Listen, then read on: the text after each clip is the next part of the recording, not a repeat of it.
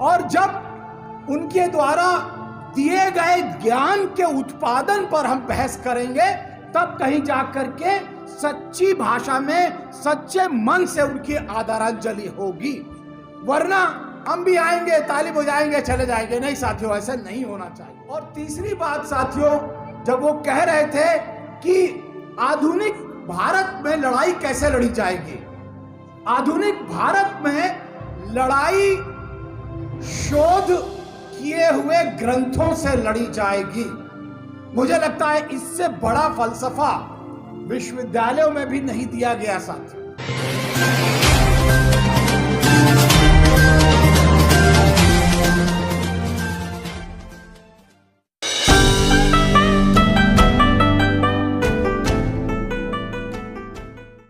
आज की इस आदरांजलि सभा में बौद्धाचार्य द्वारा उनके व्यक्तित्व और कृतित्व पर अपना थोड़ा सा प्रकाश डालते हुए मंच आसीन सभी विद्वज्जन और इस प्रांगण में बैठे हुए सभी उपासक एवं उपासिकाएं, साथियों, जैसा कि बुद्ध धम्म में कहा जाता है कि व्यक्ति फिजिकल रूप में, भौतिक रूप में तो जा सकता है, लेकिन कहीं ना कहीं स्पिरिचुअल रूप में वो हमारे बीच में बना रहता है। और इसलिए ये बड़े गर्व की बात है कि हम बौद्धाचार्य को उस रूप में जानना चाहते हैं जिस रूप में वो हमें दिखाई पड़ते थे।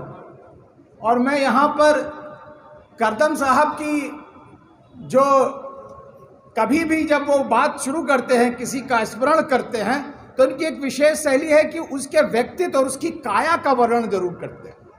तो जैसे ही हम बौद्धाचार्य को याद करते हैं तो वो सफ़ेद कमीज और सफ़ेद पैंट और हंसता हुआ चेहरा हमारे सामने याद आ जाता। ऐसा लगता है कि अभी वो हमारे बीच में आ रहे हैं और तेज से कहेंगे, जैसे वो बोलेंगे, हम अम्बेडकरवादी हैं, ये सीधे फौलादी हैं, हम अम्बेडकरवादी हैं, ये सीधे फौलादी हैं। साथियों, ये याद करके मन अभी भी ऐसा लगता है कि वो हमारे बीच में है साथियों। इसलिए मुझे आना ही था। कक्षा जैसे ही खत्म हुई, मैंने कहा कि नहीं, मुझे यहाँ पर चल करके और अपने साथ बौद्धाचार्य के जिए हुए कुछ क्षण जरूर आपके साथ साझा करने साथियों। इसलिए मुझे लगता है कि ये बहुत ज़रूरी है कि बौद्धाचार्य की 3 बातें, जैसा कि लगता था वो त्रिशरण के रूप में हमको दे गए हैं, उनको जरूर याद करना चाहिए। जैसा कि अभी तरन्नुम ने भी वो गा करके बताया कि हम अम्बेडकरवादी हैं, संघर्षों के आदी हैं, ये सीधे फौलादी हैं, हम अम्बेडकरवादी हैं। तो कहीं ना कहीं संघर्ष जो है वो लगातार एक तरह से हमें याद दिलाता है कि बौद्धाचार्य हमारे पास पड़े हुए हैं। दूसरी बात उन्होंने कही कि बहुत हो चुका अब तक, बहुत हो चुका अब तक, बात करो आगे तक। अब आगे क्या करना है ये बहुत जरूरी है सोचना। और तीसरी बात साथियों, जब वो कह रहे थे कि आधुनिक भारत में लड़ाई कैसे लड़ी जाएगी, आधुनिक भारत में लड़ाई शोध किए हुए ग्रंथों से लड़ी जाएगी। मुझे लगता है इससे बड़ा फलसफा विश्वविद्यालयों में भी नहीं दिया गया साथियों। इसलिए बहुत ही गंभीरता से, सीरियसनेस के साथ मुझे लगता है एक दिन का, मैं कपिल भाई से, संदीप भाई से और भी चाहने वालों से, और आगलावे सर बैठे हुए हैं, मैं चाहूँगा कि एक दिन का सेमिनार उनकी याद में केवल उनके द्वारा जो ज्ञान का उत्पादन किया गया है इस पे एक सेमिनार एक दिन का किया जाए, जिसमें हम लोग सब लोग आएंगे साथ। और जब उनके द्वारा दिए गए ज्ञान के उत्पादन पर हम बहस करेंगे, तब कहीं जाकर के सच्ची भाषा में सच्चे मन से उनकी आदरांजलि होगी।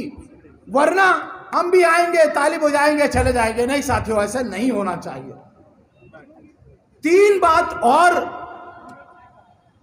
बौद्धाचार्य जी की तीन बातें, जो ये बातें थी, लेकिन बौद्धाचार्य ने अपने विचारों को केवल विचारों तक नहीं रखा, उनको संगठन में परिवर्तित किया।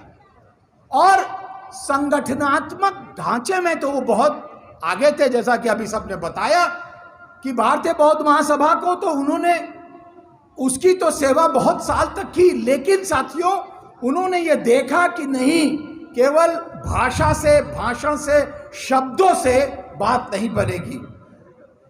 अगर समाज का इतिहास लिखित रूप में रखा जाएगा, तभी आने वाली पीढ़ी को हम ये इतिहास सौंप सकते हैं। और इसलिए सम्यक प्रकाशन का जो गठन हुआ वो एक ऐतिहासिक परिघटना है हमारे समाज की।